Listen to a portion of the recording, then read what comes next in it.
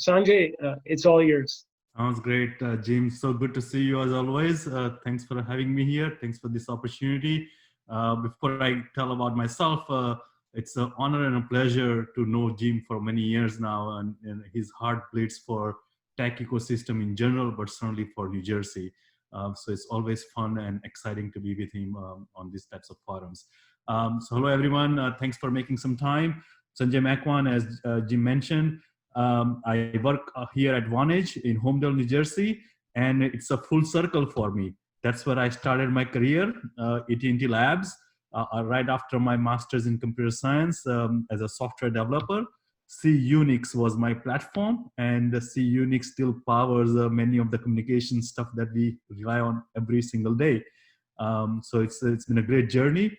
I did a lot of R&D work in the beginning, and then I took one of the road that wasn't as traveled as much. In fact, it wasn't traveled at all. It was in information security at the time, particularly around internet protocol security. So I set up a very first R&D team in AT&T focused on IP security. Had a lot of fun doing that work. Along the way, got involved in mobility, multimedia, content, R&D work, IPTV. When SBC and AT&T merged, my team led the IPTV architecture work. So a ton of exciting work that I was able to be part of with amazingly talented people that I'm still in touch with and continue to learn from them. At AT&T, I also led a group called AT&T Technology Council, which one of the output of that group was what are the adjacent opportunity for AT&T other than telecommunication. And one of the areas that we looked at very closely was media and entertainment. And as you can see, telecom and media entertainment has come together in recent years. AT&T now owns Warner Media, which has CNN and HBO and all the other stuff that we know. And as part of that work, I set up AT&T Foundry in Palo Alto, which was focused on working with startups to incubate and accelerate new ideas. And we replicated that innovation model globally, including in Israel and other locations around the world, which then led me to this opportunity to take a role as a CTO at NBC Universal. And I set up a group called Media Labs, again, a same model, looking at emerging technology and new ideas to help company create new content experiences and theme park experiences for the guests. We work with AI, machine learning, IoT types of technologies to create new experiences for consumers. Then looking at one of the areas that I thought would be very exciting to solve, it was using AI machine learning to do content analysis, particularly in TV and film industry. And I built a startup around that, which was a lot of fun. Got to work with Sky TV, NBC Universal, E&E Networks as part of my startup, and it was this fantastic ride, which then led me back to Homedale, where I live very close to Homedale, and I'm at Vonage, an amazing company, a company that was a pioneer in 2001 when it created a scaled voice over IP residential service. So anyway, that's my journey. Hopefully you caught most of it, and I'll pause here and take any questions you have. Well, let me just talk to that a little bit, Sanjay. Talk a little bit more about your NBC Universal, because you ran a lab that I remember visiting at least once or twice in North Jersey, and just talk a bit about that, and then we'll circle back to the present. Right, absolutely. So media industry, media and entertainment industry, fun industry, lots of creative people are involved in creating content. But it also is a very human-centric industry where a lot of the work that's done hadn't really benefited from emerging technology. So Media Labs is the group that I built there, which was really focused on looking at emerging technologies like artificial intelligence and machine learning, and figure out what role can it play in this whole content ecosystem, from content creation all the way to content distribution. I'll give you an example, a really fun example. So all of us, I'm sure, have seen Jim Cramer's Mad Money show, right? On CNBC. And that show is very contextual because it's real time. the information that he shares has a time value, because what's happening in the stock market and all the announcements from government or earnings and so forth. So it's a very time sensitive contextual content that he creates, which is very popular among the people who follow financial markets. But then if you look at the newer generation, they are not necessarily watching the content at the same exact time on TV as when it shows up on CNBC cable network. So one of the idea was, how do you take that 1 hour content and create mini stories from that are full, complete stories that can be easily distributed to consumers wherever they may be. They may be on a different social platform, Instagram to Snapchat to YouTube.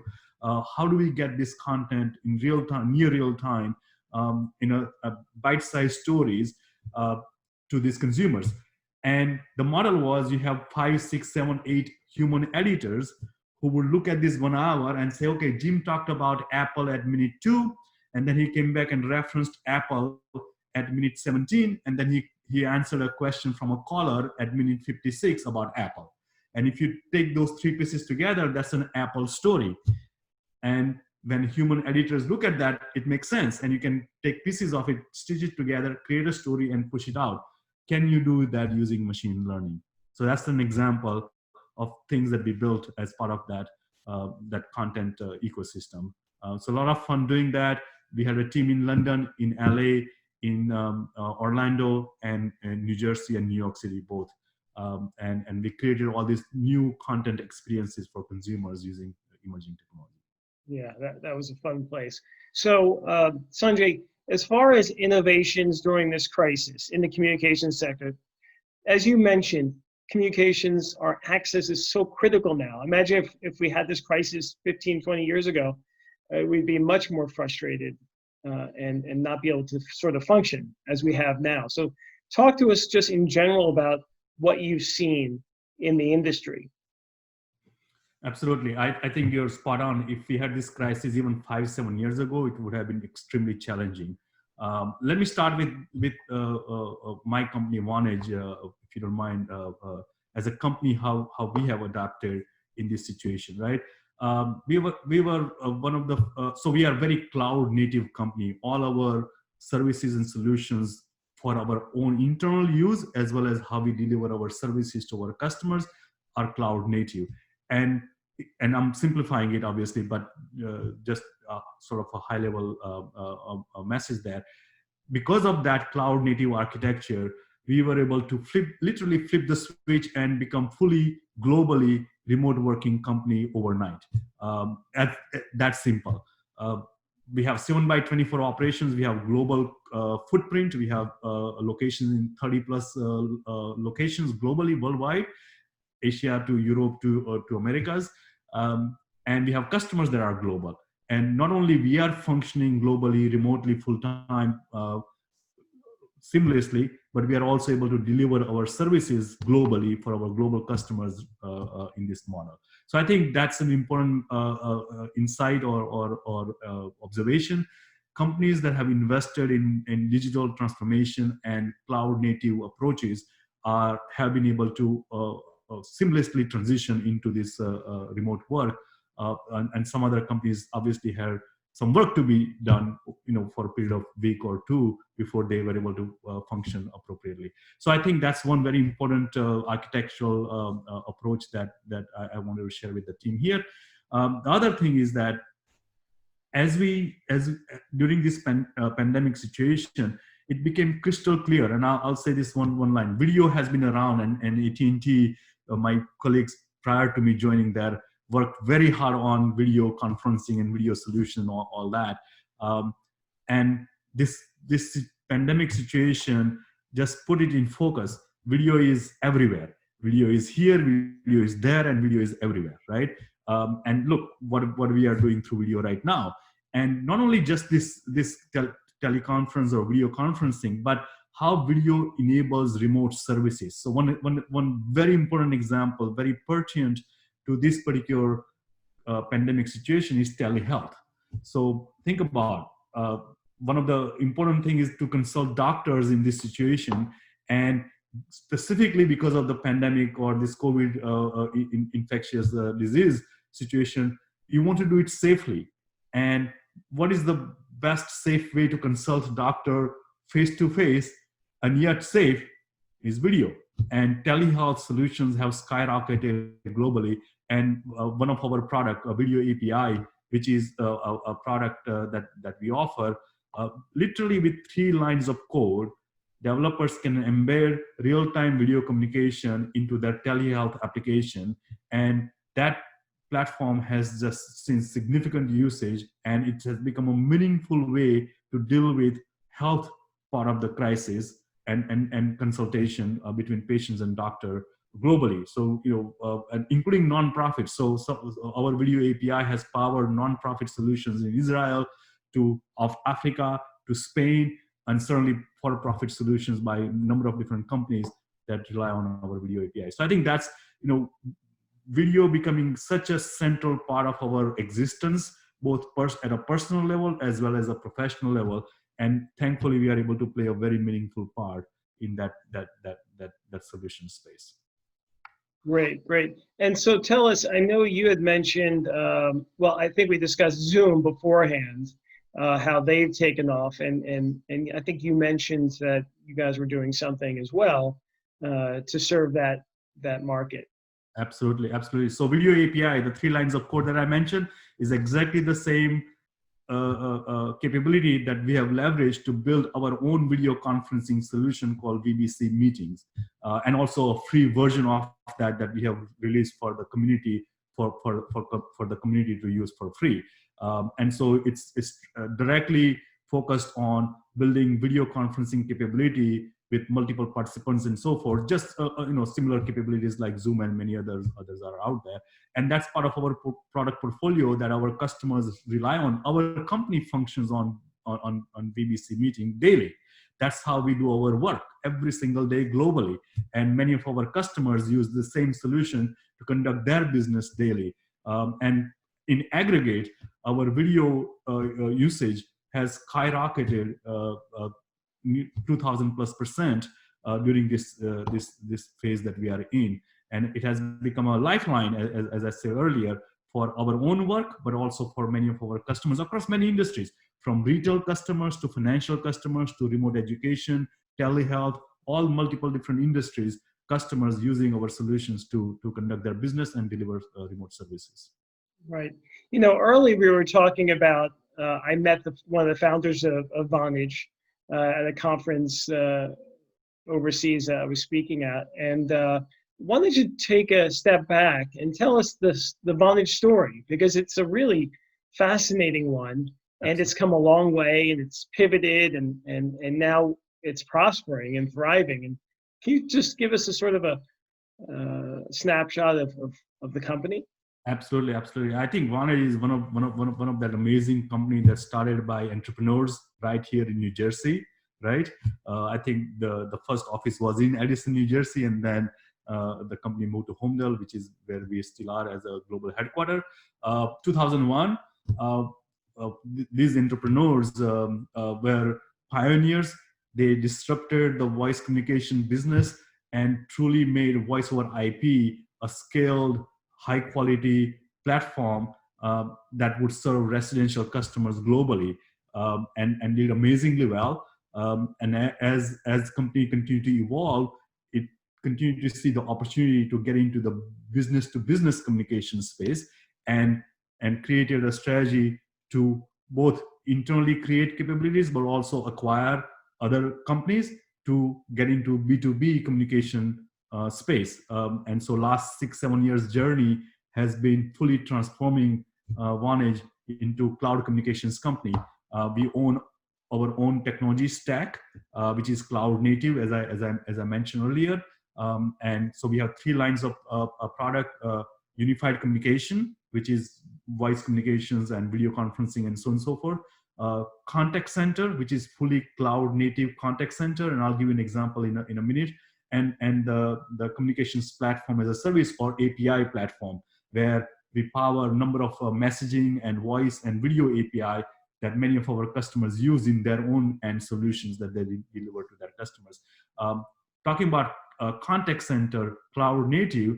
A great example, during this situation, one of our contact center customers, or not a customer, a new customer, a prospective customers calls us on a Tuesday and say we need Thursday, and we need a solution that we can put our contact center agents from their home so that they can continue to function from their home and provide customer service. Because we are cloud native, by next week, Thursday, that new customer that wasn't our customer in the beginning, that new customer is fully operational and has hundreds of contact center agents working directly from their home and providing customer services to their end customers. So this transformation of Vonage, innovative disruptor in 2001, and created a very scaled voice or IP solution for residential business, all the way to multiple lines of businesses that are cloud native, globally serving multiple business industries or business customers in multiple industries. It's a remarkable transformation. And obviously, given where we are today and how our services can continue to serve different industry, I think the road looks very, very bright for us to be very meaningful and growing part of the ecosystem. Right. And you talked about some of the response to telemedicine, how you've been helping. Any other responses during this COVID crisis that you want to highlight from a telecom or a Vonage point of view? Yes.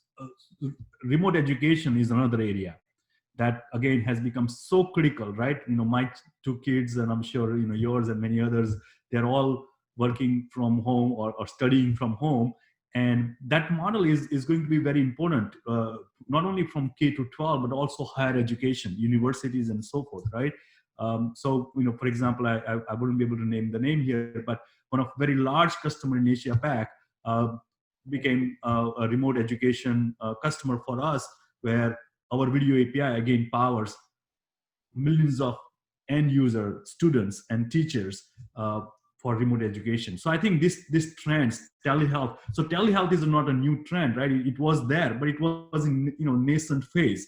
This basically proves that not only telehealth works, but it's actually a very important part of the ecosystem that will continue to grow going forward. Same thing with remote education. You and I can imagine now, you don't necessarily have to have all the classes physically all the time, right? The video-based education component has a very meaningful role to play and will continue to play even after this crisis is over. So I think that's why I said one line: video is here, video is there, and video is everywhere. And I think it's going to continue in that fashion. Yeah, that's for sure. And what about other disruptions that you see in the future? Since I know we've spoken about this before, because you sort of see ahead of all the rest of us, it seems. I know you've presented at conferences in the past on this. What are you seeing in the let's just say in the next 1 to 2 years, and then farther down the road as far as communications in general, or video, or things like that?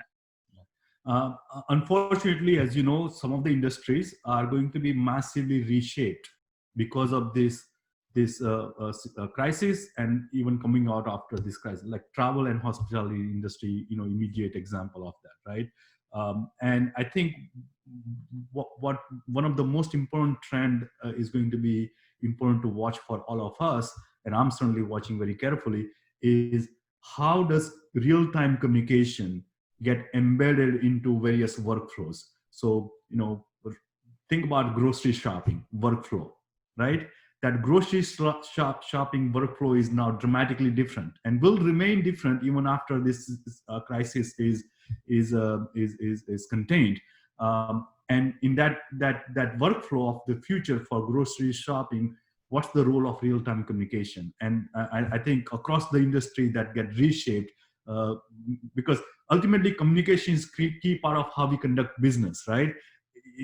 In our personal lives as well as in our professional lives, B2B or B2C, communication is such a critical component of our workflows. How does real-time communication get embedded into different workflows in a creative and innovative way? That's going to be a very important trend to watch across multiple industries. Right.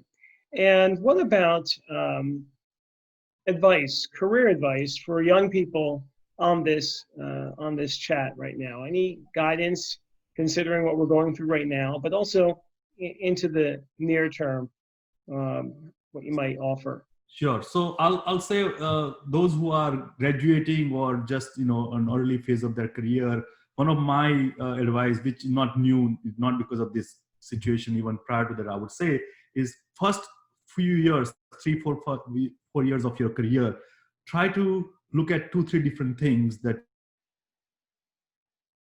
you do, right? Whether it's different companies or functions, so that you can broaden your understanding of the work and also the ecosystem, and also try to understand what really resonates with you the best in terms of the kind of work that you would enjoy going forward. Because as many people have said famously, that if you love what you do, then it's no longer a work, it's a hobby. And I personally feel that way myself in terms of what I do. My work to me feels more like hobby than real work, right?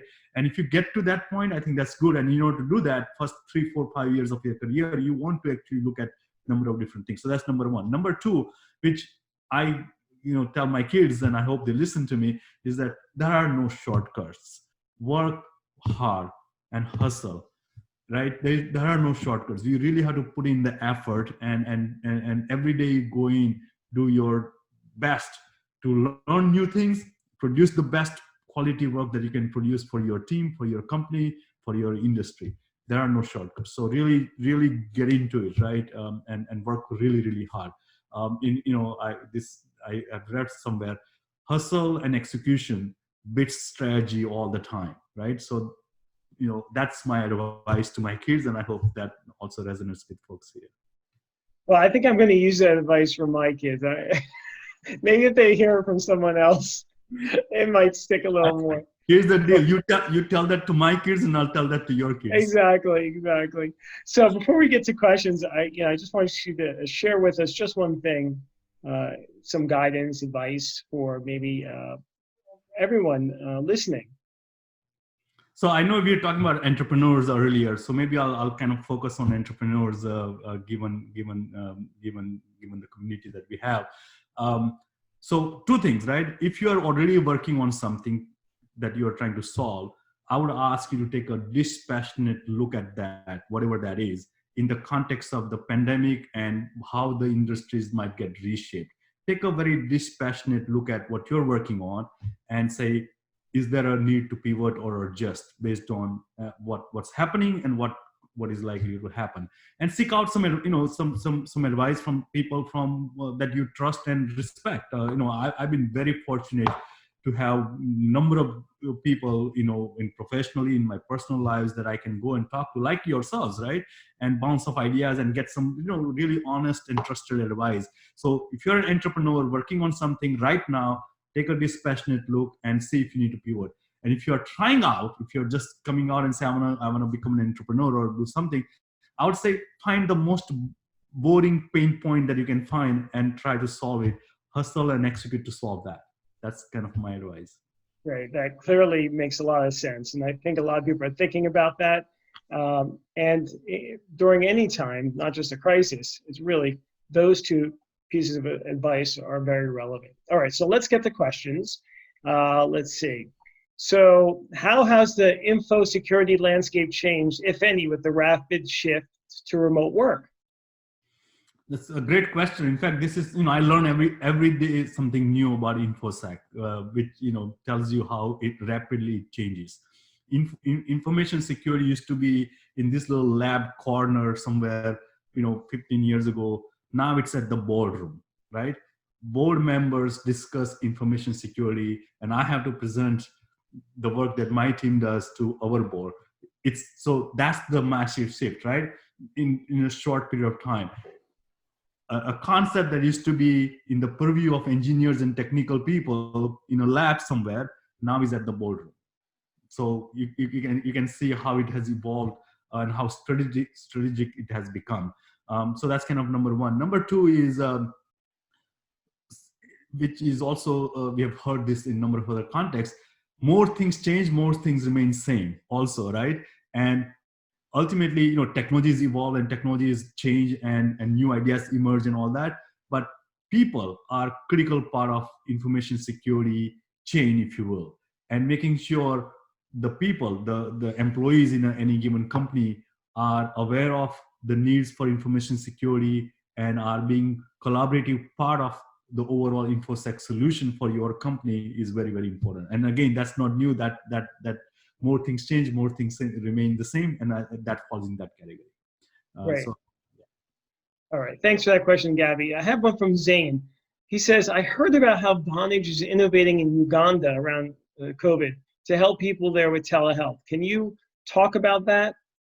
absolutely. So this is the point I made earlier. Our video API, which is a WebRTC, a video solution, 3 lines of code can be embedded into any mobile app that then creates a workflow, which is a video workflow. And so now a person who has a device, or even a local volunteer who could go to number of households who may not have the device, but this volunteer would be with the device, now has this video capability who that connects to the doctor wherever the doctor might be in a city or other parts of Uganda. And now we have a real-time telehealth consultation that's enabled through this platform. And that's the solution that we have enabled in Uganda, and quite frankly, number of other countries around the world, and certainly in the US as well.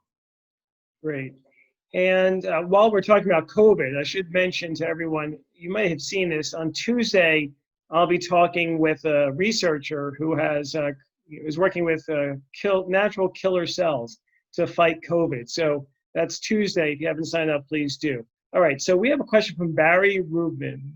Barry Rubin, let's see. What has your experiences been, good and bad and ugly, with outsourcing resources, whether offshore, nearshore, or a blend of both, from software development or technology standpoints? Okay. So good, bad, and ugly, right?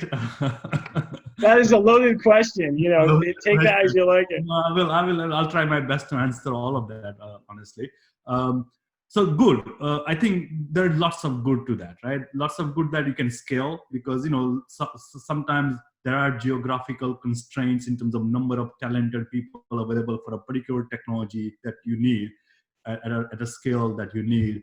So there's that, so having a global outsourcing model where you can begin to tap into talent and not be limited by the pool of available talent in a small geography or a particular geography. So that's very important. There's cost efficiency as well, which again we all know about that. So there's that benefit. So that's there are some real good aspects of that. I would say bad and ugly, probably if I combine that together, if you don't mind, I think you do have to be intentional about that as well, because it's not just because you find a skill set in this country with a cheaper price and hence you're just going to go leverage that. I think you have to be very intentional to say how that model is going to work and complement your company's culture, complement your team that you already have, and make sure it complements it, right? It's not an orthogonal thing. It should complement in some very meaningful way, and that requires you to be intentional. How do you communicate? How do you oversee? How do you, what are the interfaces that you establish? What are the SLAs that you establish between this outsourced group that you are working with? And that takes some intentional effort to get it right. And you may get tripped up in that scenario, and then companies have had to pull that back and lose time and energy in doing so. So I think that area is challenging, and you need to be intentional about it and be thoughtful about it. Okay, this is from Raj. For telecom providers to pivot from an on-premises format to cloud-based architecture, how does security get assessed? And then the second part of this, assuming there are multiple layers of security, what did Vonage do differently? Wow, that's a question for half a day to answer, maybe. So I'll just so look. As you move to cloud, you obviously have to be very, very thoughtful about your security architecture, where your data is now in a public cloud or a hybrid cloud scenario. And how do you access the data? How do you protect the data? how do you access the interfaces and the workflows that go across different assets that you have. So you have to be very methodical. So there is a whole concept called zero trust in the industry, where, and I'm simplifying this for a broader audience, an element A and element B are part of this particular module. And in a traditional sense, A and B, since they are part of this module, they'll trust each other, and the processes will talk to each other and all that. That's sort of the old way of doing it. Now you think about element A and element B should not trust each other, and there should be a proper protocol established between these two elements so that the communication between the two is done securely. So there is this whole zero trust approach, architectural approach that's critical. And part of that, along with that, segmenting your infrastructure. So you have a segment A and segment B based on what the functions are, so that you can control the in and out of the communication flows and put proper security in the middle of that. So I think that's the architecture approach is very critical as you become cloud native company. And we have spent and continue to do this, right? This, information security is not a done deal ever, right? If anybody tells me that they are where they want to be, then I'm walking the other direction, right? Because it's not true.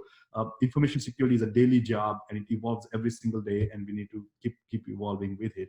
But zero trust, micro-segmentation, architectural approaches as you become cloud native are some of the key things to focus on.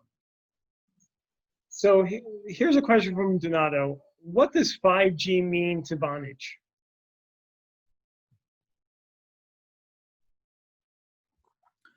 So let me, you broke up a little bit. I'm sorry, what does 5G mean to Vonage?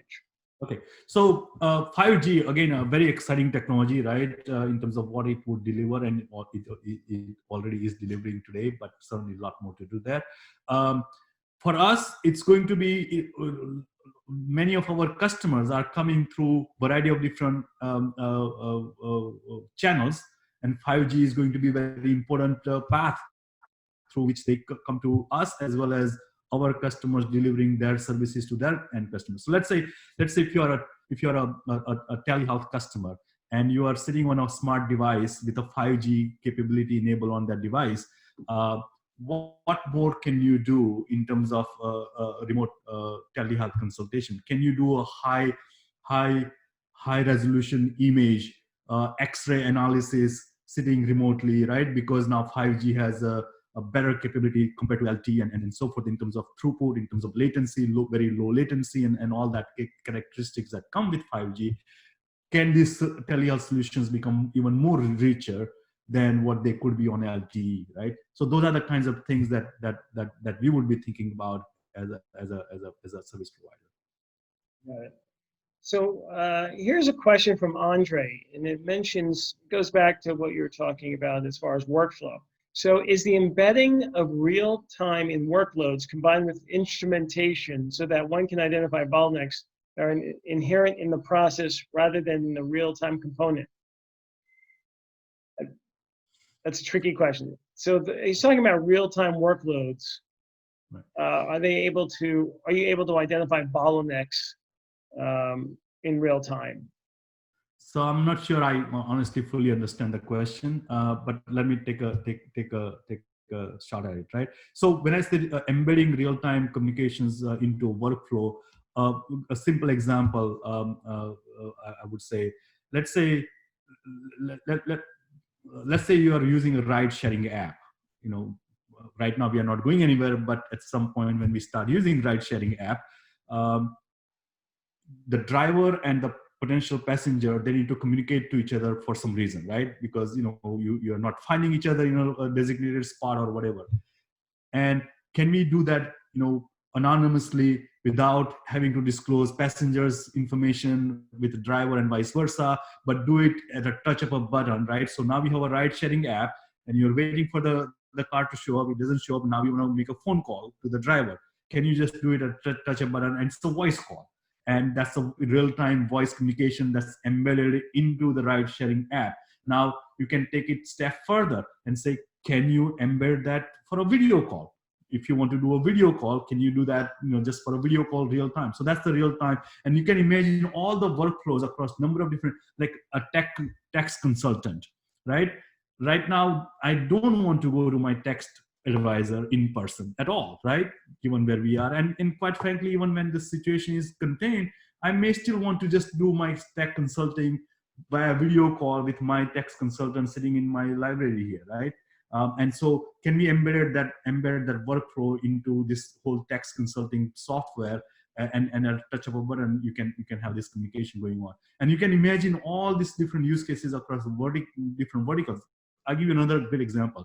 If you are using a fitness equipment, that fitness equipment has a live instructor that is giving you instructions while you are working out, whether it's yoga or anything else that may be, right? Or a stationary bike, for example, right?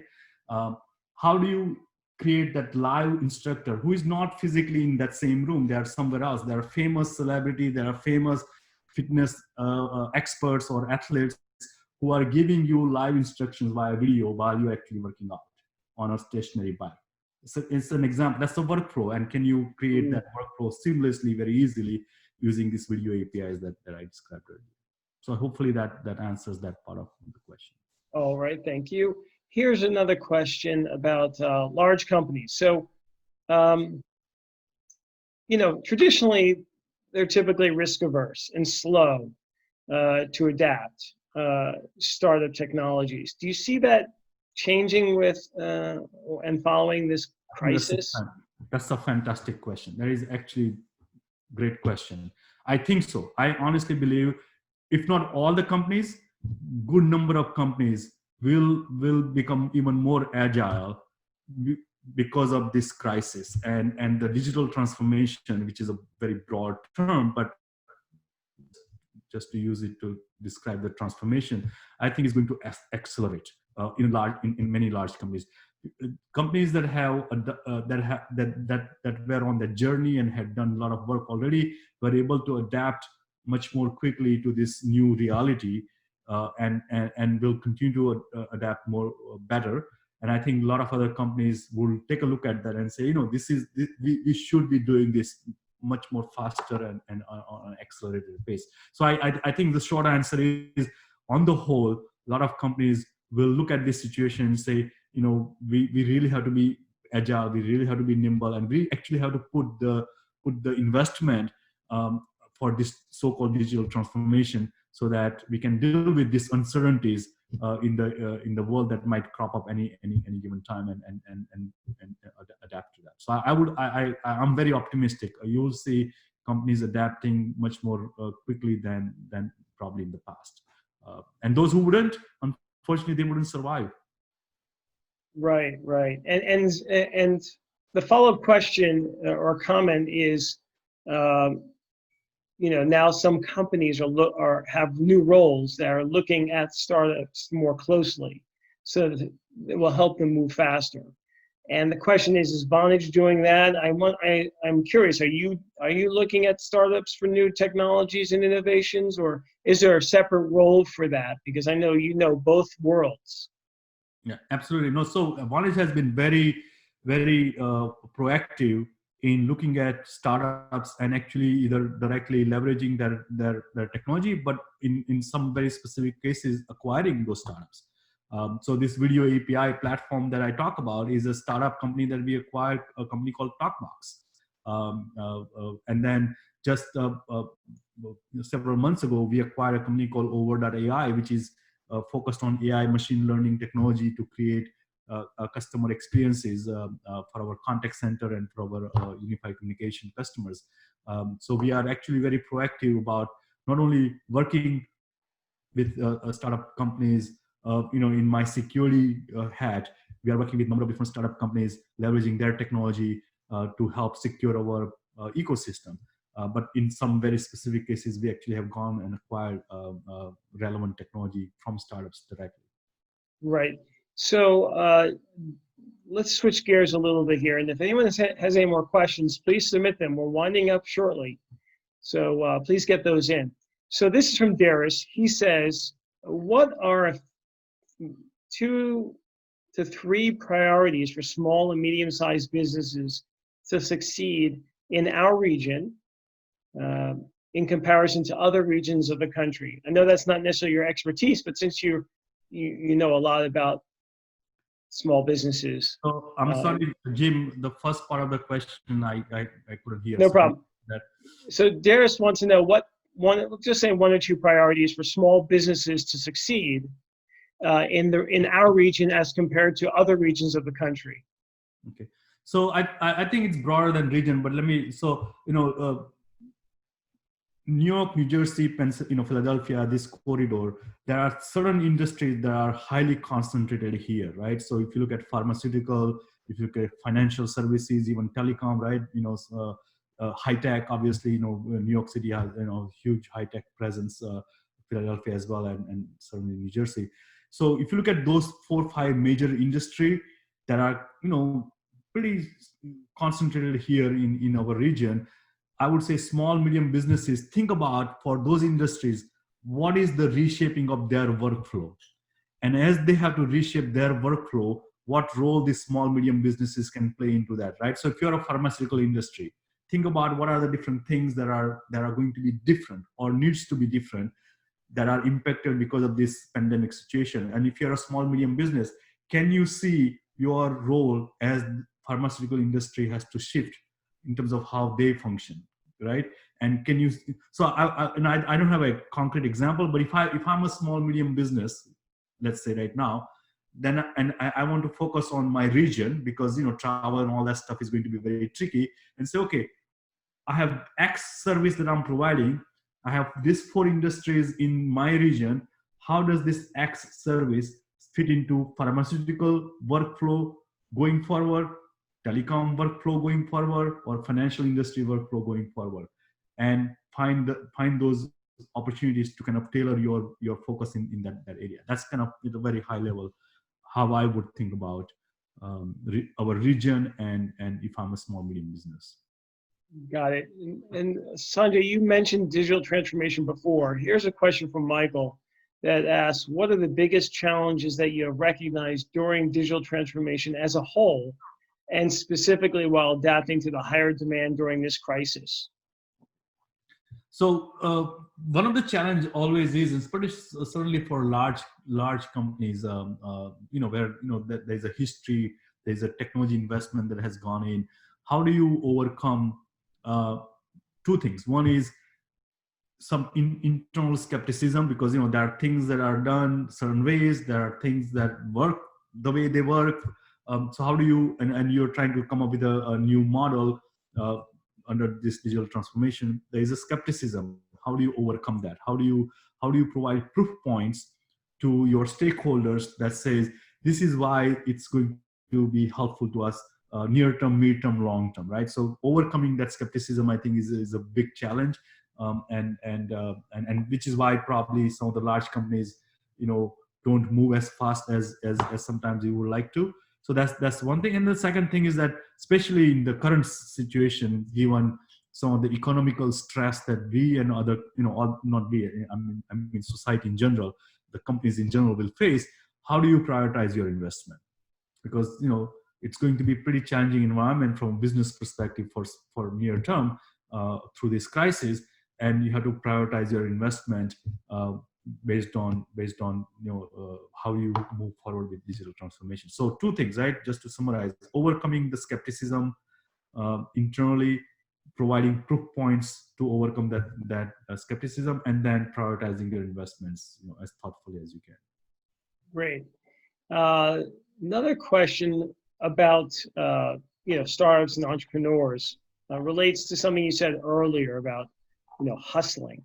And so this comment says, networking and hustling was already changing and has changed even more. How do you recommend people network and hustle during this crisis, right? And beyond, when we're allowed to see each other in real life? Yes, right. I think 2 things, right? One is try to give something to your network. That's try to see can you offer somebody some help, some guidance, some value, right? I think it's always important to think about, can you yourself, because we all have certain experiences and perspectives and knowledge and even hands-on skills that we can offer. Can you offer something to your network? I think that's a very important thing to keep in mind, because and without expectation of reward, right? And the reward comes is based on the trust and credibility that you build, so that when you have a question or when you need some connection from person A to person B, it becomes readily available because you have given into your network. I think that's really important. I would say. And then in terms of hustle part of it, I'll give you my personal example, and I know I wouldn't do it now, obviously, but when I did my startup, I've taken so many trips to San Francisco and London, because media, LA particularly, media industry. LA is obviously the hub, and London because I was working with Sky TV at the time. And I've done so many trips between those two locations where I would take the first flight from Newark, morning flight, get to LA by noon, do all the meetings and demos and all the things that I need to do, and then take 10 p.m. flight back, and I'm back here next morning. And I've done that in a limited time period, and you want to maximize your opportunity while you're in a city, and come back to do other things in New York City and next day and so forth, right? And I think it's a physical hustle, right? You have to, and it's not something I truly enjoyed. I'm a very poor traveler, quite frankly. And prior to that, I had a corporate job, which was fun because you get to travel in business class and all that. When I was doing my startup, there was no business class, right? And you had to hustle in a physical sense. And I did the same exact thing with London. 6-hour flight, but same exact thing. I'll take a night flight, land in the morning, take a shower at the airport, go to Sky TV office for the entire day, work with all different teams, and then same day take the flight back and get back to New Jersey, right? And so I think that's what I mean by hustle. That's just a physical hustle part of it. So those two things, right? Give into your network, give whatever you can, as much as you can to your network, because that establishes trusted, valuable relationships that can help you, guide you in your journey. And then this hustle and physical hustle is one part of it, but the other things is obviously very critical. Great. One more question before we go. What about accessibility features? Are they becoming more important, for folks with disabilities to use your services or your apps more easily?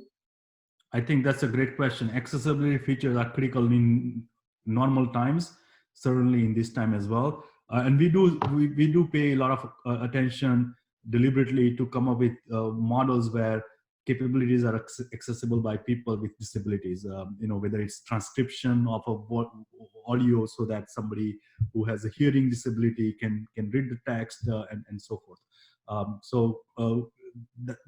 Very critical area.